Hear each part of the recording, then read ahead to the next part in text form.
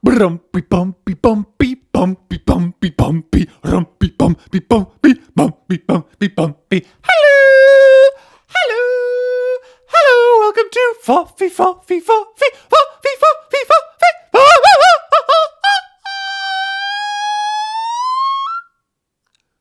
Imagine if I just passed out. Just an hour. And then I came to an hour later and I was just same recording. I was just like, yeah, Mission Impossible.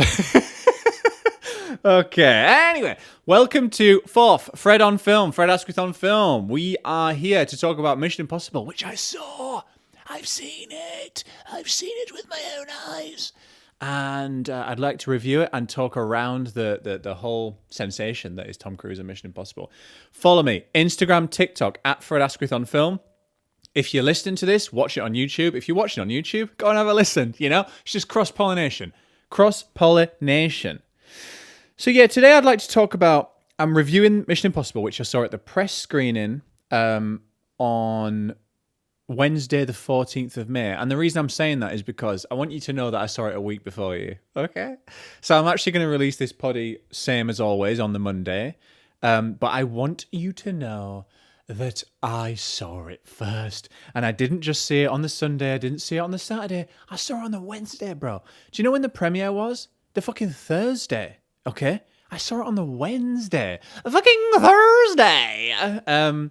Yeah. And so I don't know why they did it that way around. Normally it's premiere, then kind of get the influencers down at the press night. Hate that word influencer, but whatever. It's what I am. It's what I am though, isn't it? Especially now, with this huge podcast that 4 people listen to. And so I saw it. It was at the Cineworld IMAX. And look, I invited my mate Zohair, one of the best editors on the planet, at This Is Zohair. I invited him and I said, look, bro, when I went to see Gladiator 2 at this at the Gladiator 2 premiere, I didn't get the best seat. And when you're on the sides of this IMAX screen at the Cineworld, this is a first world problem, but like when you're at the sides, the view is that bad that it basically ruined Gladiator 2 for me. Now, in hindsight, Gladiator 2 probably wasn't very good anyway, but I was looking forward to it for so long. It felt like such a letdown to like not have a good view. So I was like, look, bro, unreserved seating. We're going to be at the front of that fucking queue.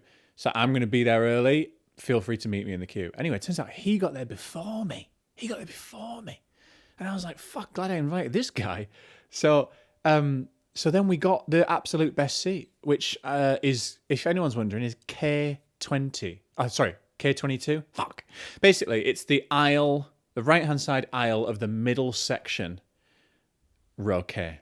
Enjoy. Reason for that is stick your legs out, go for a wee if you want. It's quite trapped in the middle there, but you're still central, get a brilliant view. But that's, that's more for the spreadsheet talk. Spreadsheet mentioned there for any Fred on Film OG watchers. So I'm going to do mission review, and then I'm going to do a little mission ranking, and then I'm going to do a little more chat on Tom Cruise. Last week we talked about, does Tom Cruise eat food? And then we're going to finish up. So this is a full mission episode. And so any kind of like news, trailers, things like that, I'm pushing to next week basically, because this is mission week, right? So mission review. Here's where I'm coming from with Mission Impossible Final Reckoning. I realized when I was watching this film, I remembered how much of a big fan I was. Like I've been a big fan of Mission Impossible, and look, everyone is at this point. But I remembered when I was watching it, there was a scene with Luther. By the way, I'm probably not going to be that good with covering up spoilers here.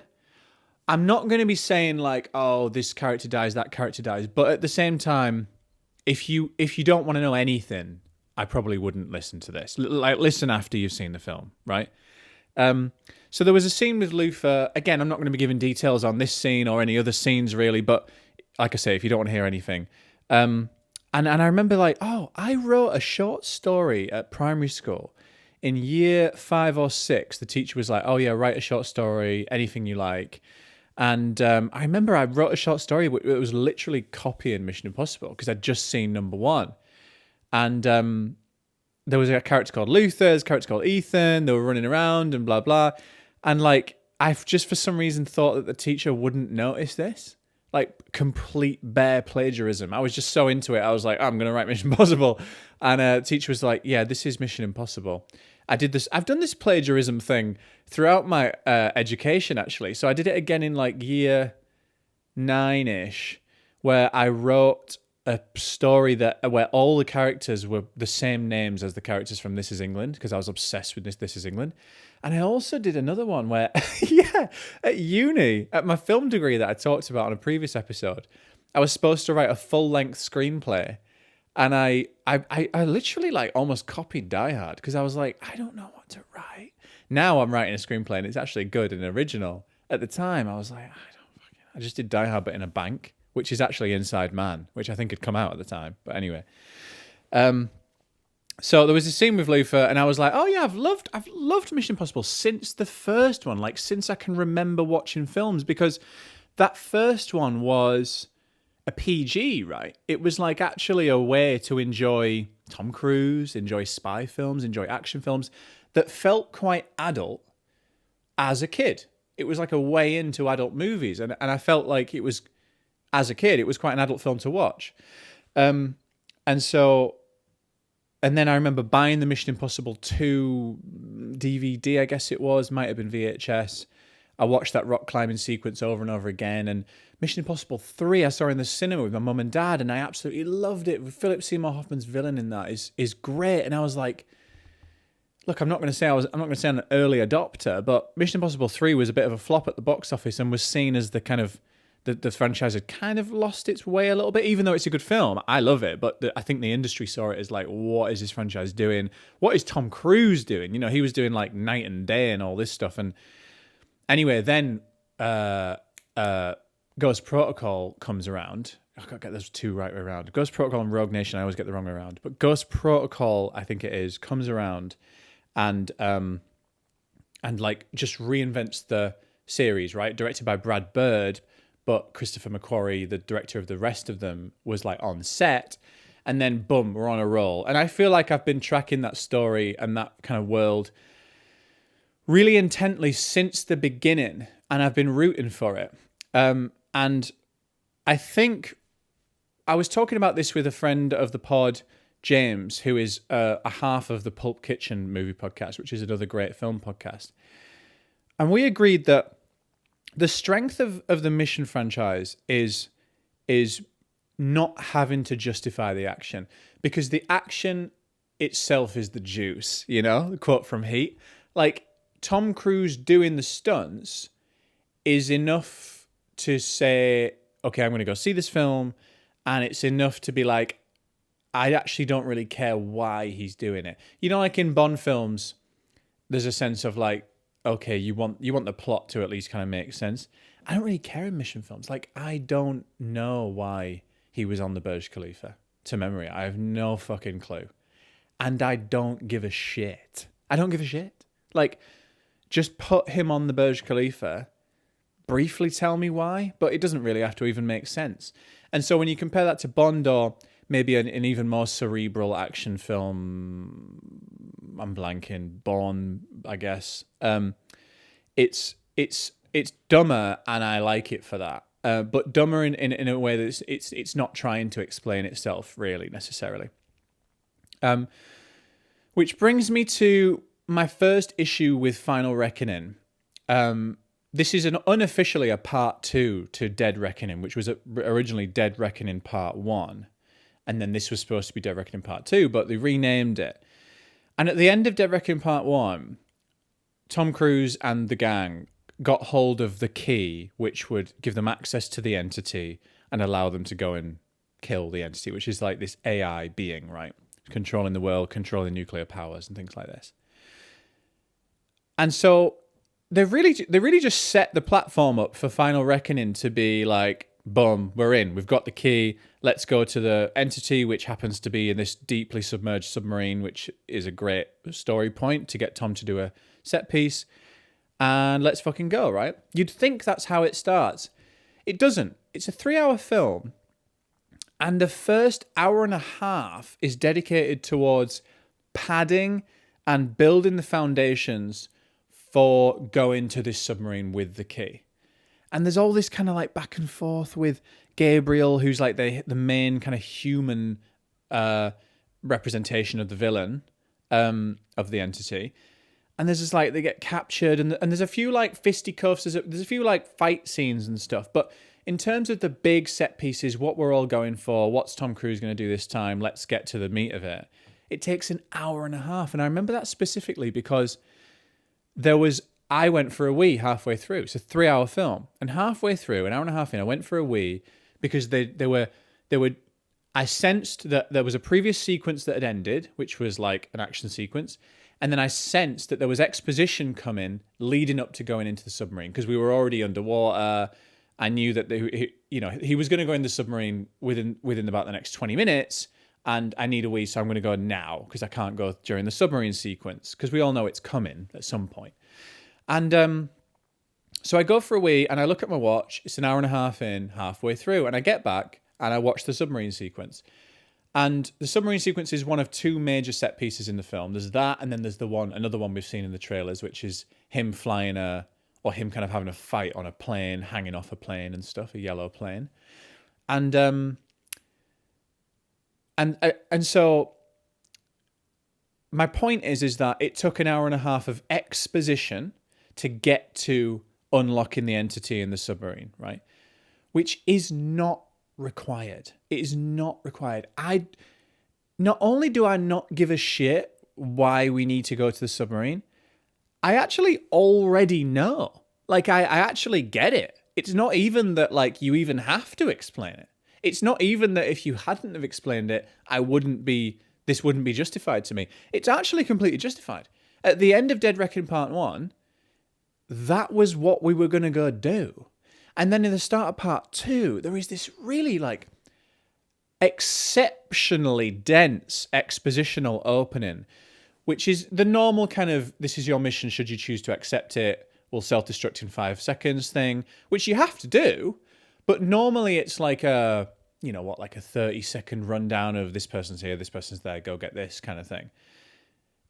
It was like so fucking long, this expositional voiceover of like the entity and this and the key and this like other little USB stick thing and like fucking and I was sat there, I was like, this is actually like almost like you would go on YouTube and watch like a Dead Reckoning Part 1 recap. Like it would almost be like a recap of like, here's what you need to know before you go into Final Reckoning. I was like, fuck. And then I was like, when that was done, I was like, fine. They had to do it for people who maybe hadn't seen the part 1. And then they do it again. There's I swear to God, without going into detail, there's maybe 3-4 extended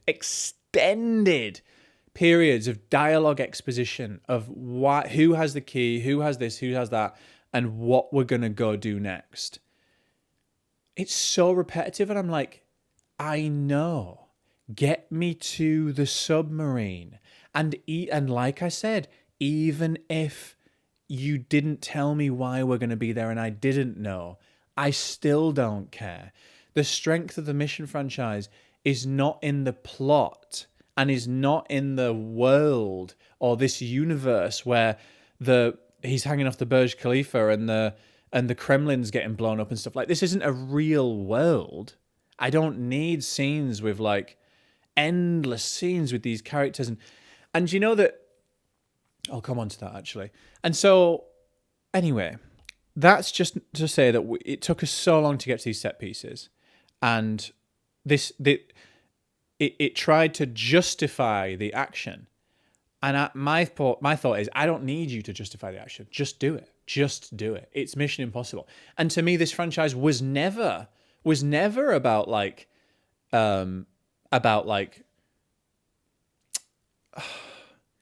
complex or rich plot lines. Don't get me wrong, they've always tried to have like a plot, but like I would say it was always pretty straight, like down the line. Like even when he's getting the knock list in the first film and he's doing the kind of abseiling into the vault, I remember at the time I was like, I don't really know why he's here, and like I don't really care. I mean, I was a kid, don't get me wrong, but you know what I mean? Like sometimes it doesn't matter, and I think in this series it doesn't matter. And I think they got a bit high on their own supply with this screenplay, and they were like, they really got in the weeds on this like AI, and this is how we're gonna trap it, and do you know what is such a Christopher McQuarrie trope is like over logistifying, which is not a word, over logistifying action scenes. So like going back to the Burj Khalifa, he apparently came up with the blue light on the glove is glue, blue is glue, and red is dead. So if the glove goes red, the glove's not sticky, right? So he's going to fall off the Burj Khalifa, which is really good logic to help the audience understand the set piece. In this, it's just it's overdone. The set piece logic thing is overdone. It's like spoon feeding the audience as to like, when this light changes to this, that's when we can do this, and when this meter is up to here, that's when we can do this, and like and then trying to kind of lace that with plot, not rich plot, not interesting plot, dense plot, talking, political talking in submarines. Like it's just, and they're interspersed with fight scenes, like I say, and the fight scenes are fucking great and stuff. But yeah, the other point I was going to make, I'm going to come on to the positives, by the way. The other point I was going to make is, look, I don't know about you, the chemistry of the team, to me, isn't a massive selling point of Mission. And I think that Tom Cruise thinks it is. I think Tom Cruise thinks that the audience are wedded to the crew of like Luther, Benji, and all this. I don't think we are. And there's certain scenes where they're trying to like establish a bit of chemistry between these people, and it's just not working. I actually don't think the chemistry's actually ever really been there. Like there's certain scenes of like crew, there's like emotional scenes between the crew in this film, and I don't think they're hitting home because, like I say, Mission Impossible has never really been about the relationships. Like, do we really care about Michelle Monaghan, who was married to Tom Cruise in number 3? I'm not saying we shouldn't. I'm saying, did they write it in a way to make us care? Not really. Not after the fact. They really dragged that grief out a bit. In the third one, it was okay. Do we really believe this chemistry between him and Benji and Luther? And I don't, personally. And so there's all this kind of in there as well. And so for that first 90 minutes, I'm like, when's it going to start then? Because I kind of could have done with you getting all this out of the way off screen. Yeah. Anyway, let's get on to the positives, because there are many positives. When Tom Cruise comes on screen for the first time, I just got a huge swelling sense of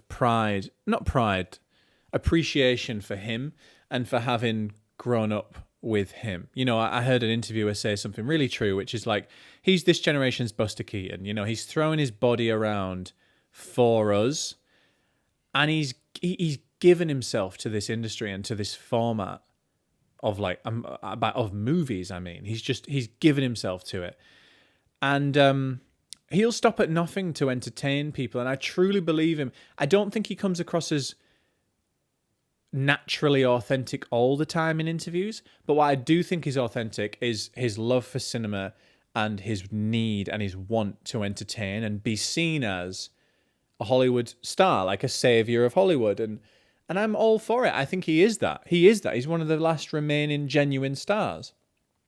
So when he comes on screen, I was like, we're in. And whatever happens in this film, which, you know, turned out to be 90 minutes of exposition, at least I truly know that his heart is in this. He truly believes this and he loves this. And that's so nice to be in the company of that, isn't it? Because sometimes, lots of times actually, you'll go see a film, especially like a dumb action film, which this film proudly is, and you will have a sense that, is the lead actor in on this? You know, like, let's say Ballerina, Ana de Armas, coming out soon.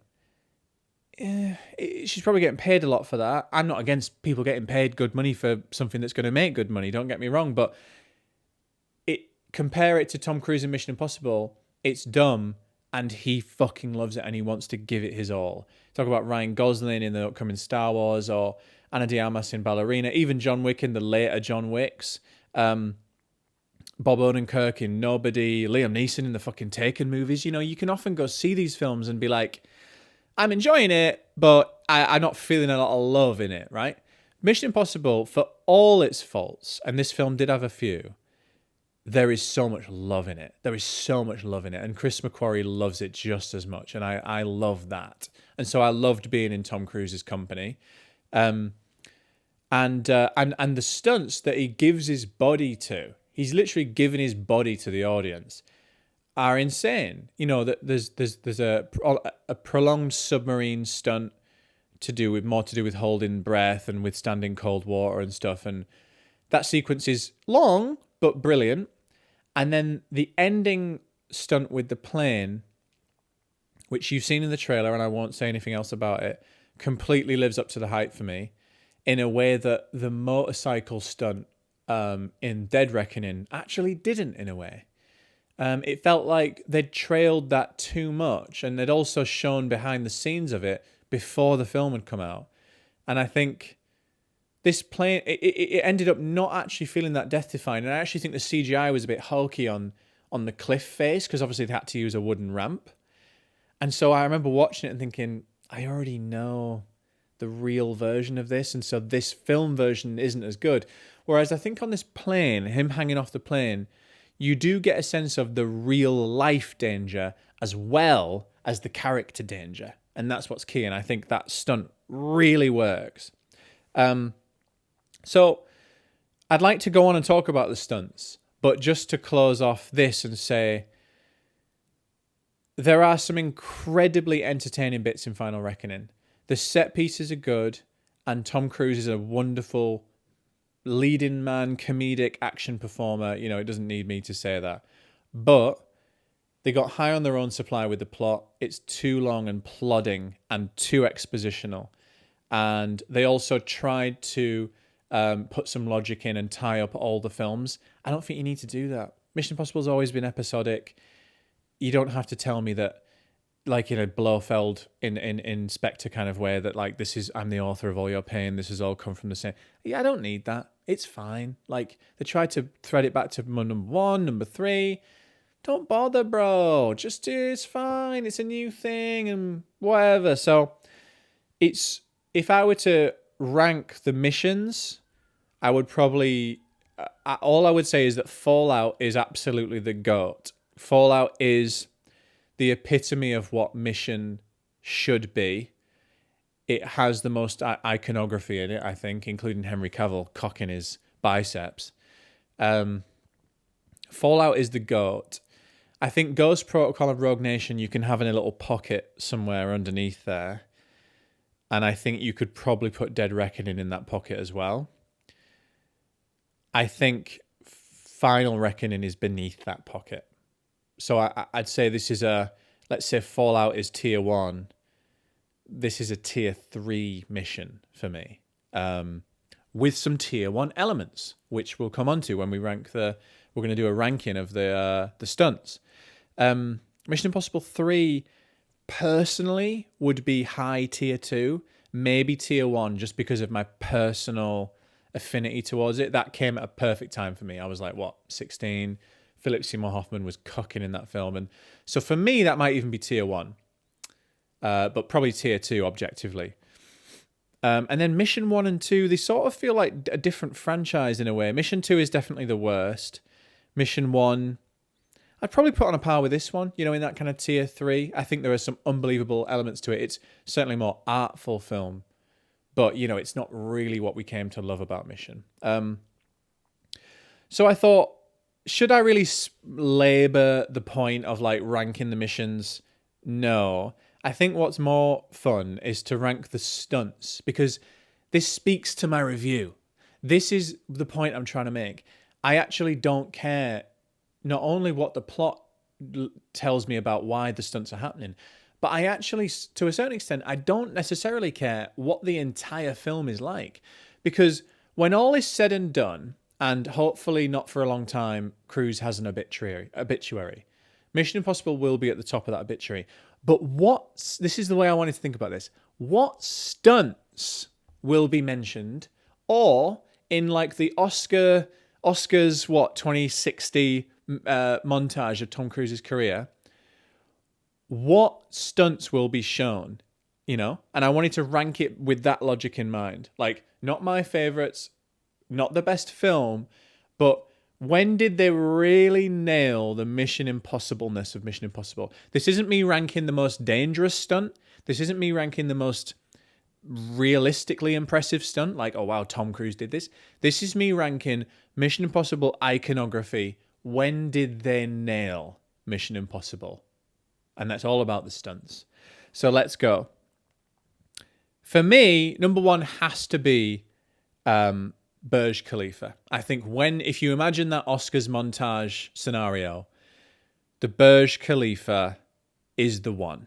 That's the one that put Mission Impossible back on the map and put Tom Cruise back on the map. We know we did it. We already knew he did his own stunts, but he was a little bit in the wilderness. He'd had his kind of Spielberg run, Minority Report, War of the Worlds, and then he'd had kind of a Lions for Lambs. He was still kind of doing a bit of drama, and Night and Day flopped and stuff like this. And he'd had his kind of Oprah moment on the couch, and he was a bit lost. And then when the Burj Khalifa, again, I get mixed up, but I'm pretty sure that's Ghost Protocol. When the Burj Khalifa scene comes out, it immediately reestablishes Cruise and what he is to Hollywood. And he's kept that up ever since. And I love that about him. So Burj Khalifa, visually and in terms of the story of Cruise and Mission, is the one. Next, I've got the Mission Impossible 1 vault. And again, I'm not... this is the abseiling into the vault to get the floppy disk. I'm not saying most dangerous stunt. I'm not saying most impressive. I'm simply saying iconography. This is still something that you always see. It's one of the most iconic, espionage images of all time. Just like over the floor and like getting and the sweat and the knife, and I think it's brilliant, and it kind of makes me sad to think the series did improve in a scale sense and commercially, but along the way, unfortunately, this had to happen. But along the way, you do lose a sense of like the intimate tension, right? And that's what was in the first one, like, and in the second one to an extent. There's like a scene with the knife close to his eye in the second one, but in the first one, that's what you get. You get that intimate tension, a real espionage noir tension. And unfortunately, that was lost. And so I wanted to call that out. And I think that's the second most iconic stunt, most memorable. Third, I would say, is the halo jump in Fallout. So that was when Tom Cruise really took this to the next level, right? And that was when it was like, okay, he's not only going to do climbing and he's going to do like motorcycle stuff. To do a halo jump, like, I don't know anything about that, but everyone knows that that's like an exceptionally skilled, qualified thing to do. It's not just, oh, I learned to fly a plane or whatever. It's like, you don't do that unless you are heavily, heavily experienced. That's not just something like Tom Cruise doing his own stunts, he's taken a fall or whatever. That's like Tom Cruise doing exceptionally highly skilled things that stunt people can't do. Do you know what I mean? That's what that halo jump did for his career, I think. And the imagery is not as iconic, but I think the memory of the scene and the following scene of the fight in the toilet, I think, is an iconic sequence. Next, I'm gonna put this plane fight in Final Reckoning. I thought this plane fight was exceptional. Like, I've actually not given any spoilers in this, and I think I'm going to settle with that. So just leave it at that. But just to say, I think it was honestly up there. We're at number 4 now, as being like one of the most visually appealing mission stunts, and also, like I said in the review, also one of the best stunts in the series that really sells the jeopardy of the stunt itself. Unlike number 5, which is the motorcycle jump in Dead Reckoning, leading on to the train sequence, right? Both those sequences, the train sequence I think is exceptionally choreographed. But in both those sequences, visually, they're not quite selling the jeopardy for me, even though they're unbelievable stunts and done very practically.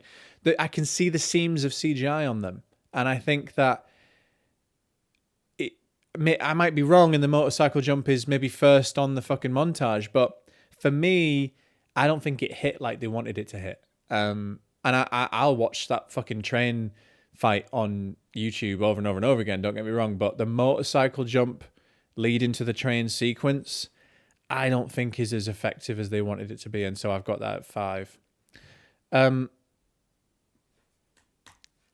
I've actually when I started to think about the montage thing, I actually thought one that would be at number 6 to go in that montage would be him running across rooftops. And I think you could argue Mission Impossible 3 has the best rooftop running, but I'm going to go for the Fallout running. So that's the reason why I think that's iconic at number 6 is because that's the one where he broke his leg. And everyone knew about that, right? That was like, oh, everyone watched it on Graham Norton.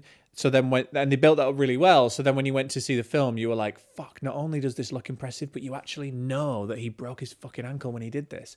And so that to me is really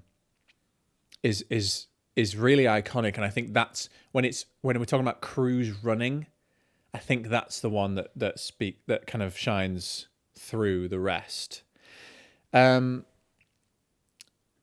And then we've got a smattering of a few others. So we've got 6 there, but then we've got a smattering of a few others. We've got like the helicopter fight in Fallout is really impressive, and I loved it when I saw it. I saw it in 4DX, and I was getting rattled around like a fucking baby in a basket down a waterfall. What a weird simile that was. But at the same time, I don't think it resonates as much as even the fight in the toilets in that film, you know? If we're talking about that Oscar montage analogy. And then I put on its own... And then I... also, hanging off the plane in Rogue Nation. That was seen as... That to me was like the first time the Tom Cruise stunt was like known as a thing. So, you know, like that came after the Burj Khalifa. And once the Burj Khalifa was trailed as like a big part of that film in advance of the film coming out, it was almost like everyone's seen it already. That was when that marketing tactic was started to be employed properly. And so the hanging off the plane in the next film was like, that was the marketing. It was like, what's Tom Cruise going to do this time, right? And for that reason, it deserves to be in the list. But actually, when you think about it visually, it's not one that we remember very much. Like, he's hanging there, and then he gets in the plane, and that's it, right? Compare that to, like I say, the Burj Khalifa, or compare that to the hanging off the plane in this film, Final Reckoning. It's no comparison. It's actually not a very visually iconic or striking stunt. I've got an honourable mention for when he's climbing at the start of Mission Impossible 2, which definitely is like iconic, but I don't know if really has the weight of the other stunts, because I don't think it's well, there's no point to the story, right? That's just how we meet Ethan Hunt. It's in the opening credits. He's just climbing, he jumps from wall to wall, really impressive. And then he carries on climbing, he gets to the top, he gets a message, great. But it's not consequential at all, and it's more of just like a, hey, welcome to a new mission film. And so I don't think it's actually I don't think it's that important to the franchise.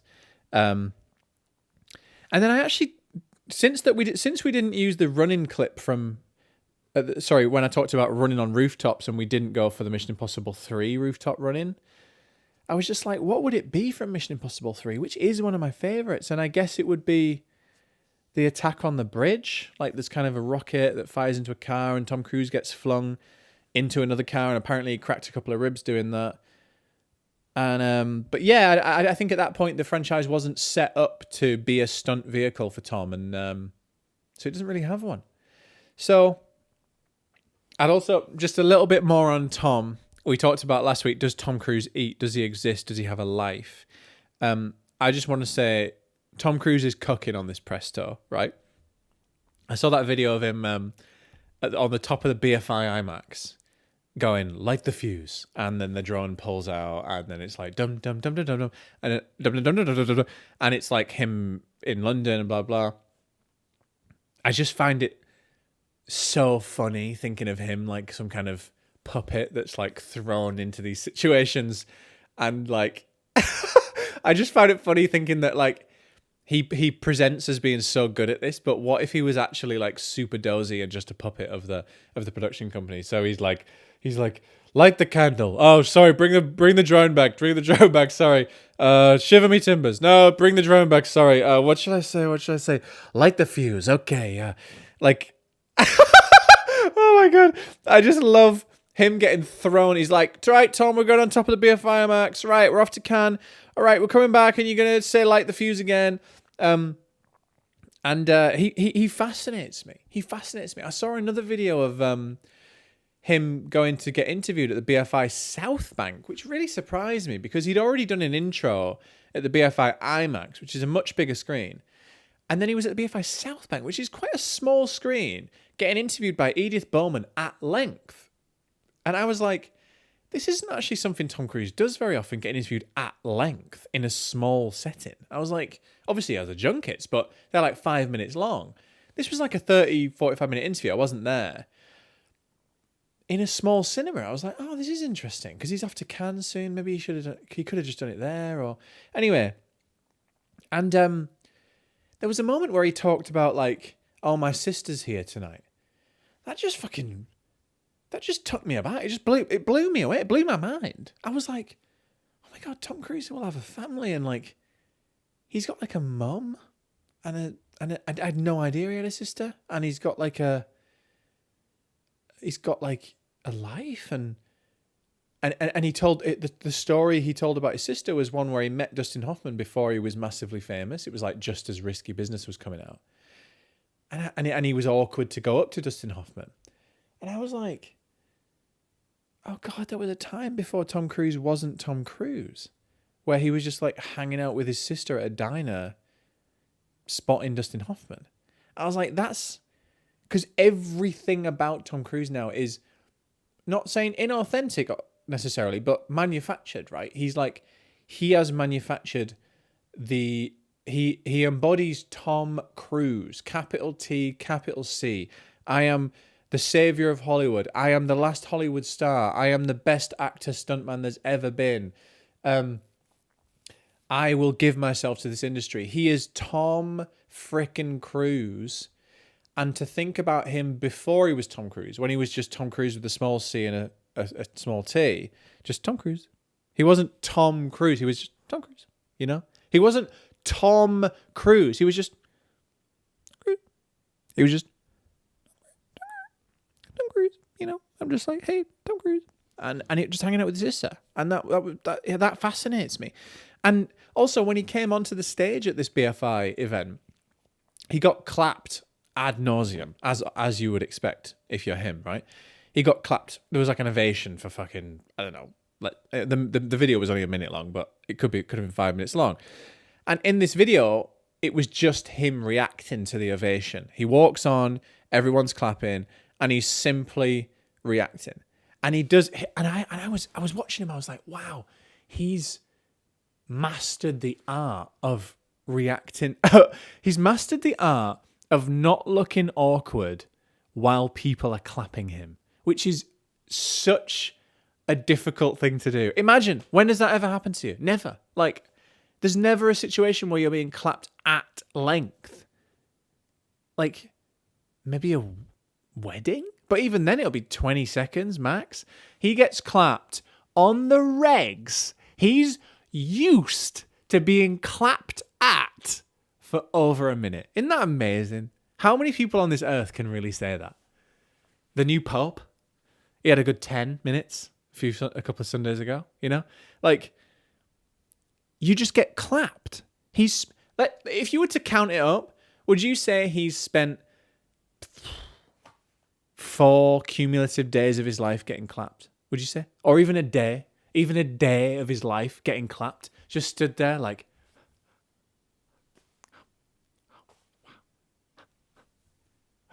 He was doing all that. And the South Bank video, he was like, pretending like it was... I'll narrate for people who are listening. He was like, hand out to the crowd, wave, squint his eyes, act like he's waving to someone, act like he's waving to someone else. He probably doesn't know anyone fucking there, apart from his sister, I guess. But like, who the fuck is he waving at? He was waving at someone here on the back right, back left, someone at the front. I think no one's actually waving at him, and he's just doing like a performative thing of like, yeah, you, and you, and then he's doing like a, oh wow, like, this is incredible. And he's gotten good at it because he knows that if he mouths something like, wow, or oh wow, or something, oh like, oh my God, like the audience then know that he appreciates this, despite the fact that it's actually really normal for him, right? And I'm saying all this affectionately, by the way. I'm not saying that this, again, is inauthentic or anything. I'm saying you have to do this. Like, if you're Tom Cruise, you have to find a way to get used to this. And like, he is the king. That's the real performance. That is the real performance in his life. How am I going to endure people clapping me for minutes on end? And he is so fucking good. And I thought, do you know what? Being sung happy birthday is a doddle for this guy. Just being sung happy birthday is absolutely nothing to him. He maybe doesn't even have to pull out the smile and the laugh and stuff. He's just fucking, being sung happy birthday for me, one of the worst moments of my life, every single year of my life. Tom Cruise, absolute doddle. Because you know why? Because it's not the BFI South Bank. Do you know why? Because it's not Cannes. Do you know why? Because it's not the global premiere in fucking Tokyo. Because it's probably just his fucking sister and whatever spectre of her mum and dad and partner, whoever he's with, he's got in a room clapping him. Fine. How long is it going to last, really? How long are they going to sing? 20 seconds? Happy birthday, dear Tom. Happy birthday to you. Absolute doddle. Absolute doddle compared to the South Bank. Right, I think I'm done. My final note is this the last mission? Who knows? But what I am excited about is Tom Cruise is slated to next work with... By the way, I don't think it's the last of this vein of movies, because he said in a junket, he was like, oh yeah, me and Chris are already planning our next 3-4 movies or whatever, so fine. He's going to do more Macquarie action-y things, whether it's Mission or not, who knows. Maybe he'll start a new franchise. But he's slated to next work with Alejandro Iñárritu. I hope I'm saying that right. Is it Alejandro Iñárritu? Look, I haven't got time to Google this because I'm going to waste your time.